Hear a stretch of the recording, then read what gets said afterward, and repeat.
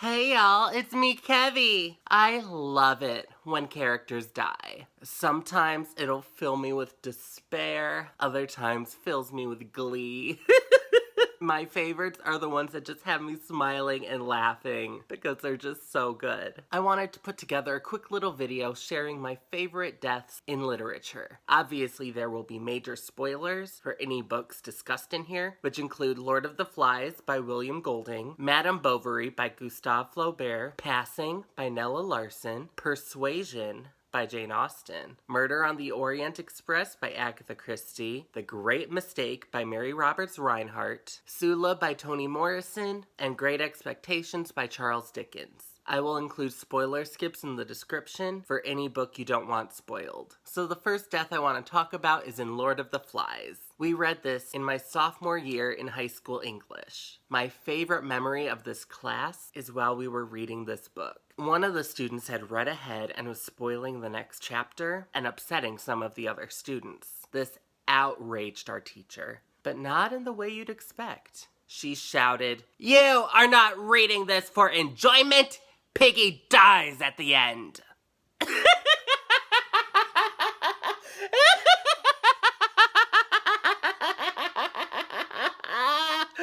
Oh, it was so fucked up.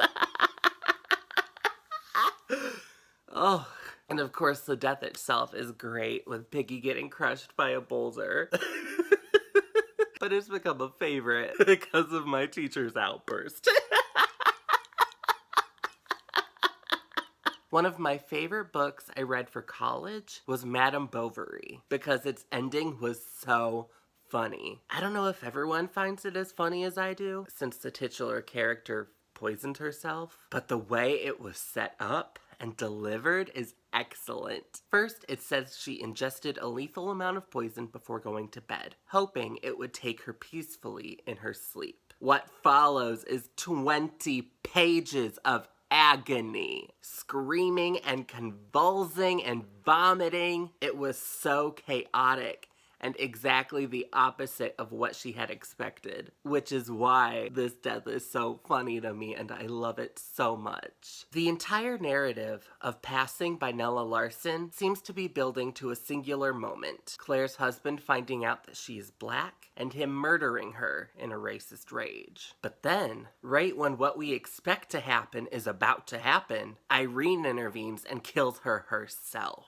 I never expected that to happen, and I was thrilled when it happened. Oh, and it made Passing easily one of my favorite reads of 2021. I've never really given Jane Austen much of a chance. Y'all know I'm just not a fan of romance. Then this morning, as I was listening to the Persuasion audiobook on Spotify, you can imagine my surprise when Louisa dies. She fell on the pavement on the lower Cobb and was taken up lifeless. There was no wound, no blood, no visible bruise, but her eyes were closed. She breathed not. Her face was like death.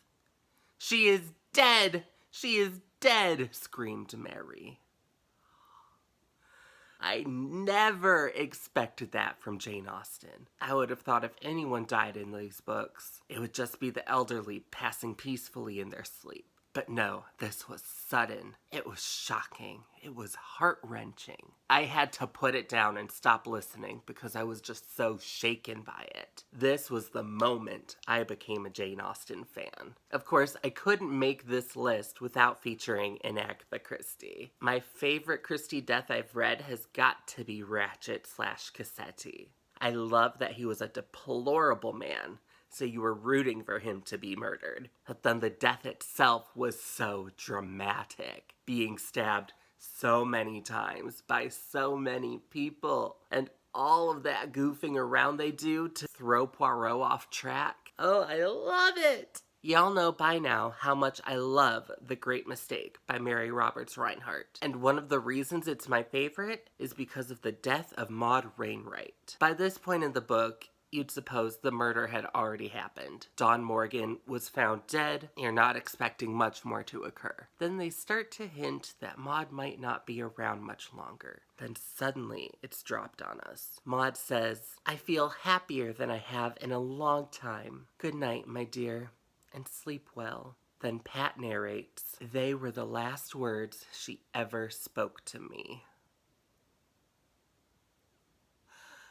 Now we know, not only is she going to die, but she's going to die soon. So then the tension is there. And the atmosphere Rinehart builds, the rest of that night is so well done. Starting off with Pat believing there's an intruder in her room. There wasn't, but there's still that uneasiness. Then she searches for the dog, following his footprints, till she hears his heartbreaking wail. And then she finds Maud, lying on the edge of the swimming pool, one arm hanging over the water, where she's been dead for hours. Damn, this is such an incredible chapter and written brilliantly. Please read it yourself if you haven't. An honorable mention I want to make is Sula by Toni Morrison. It's only an honorable mention because I read it so long ago, I don't remember it very well. I just remember the grandmother jumping out of the second floor window and landing in fire.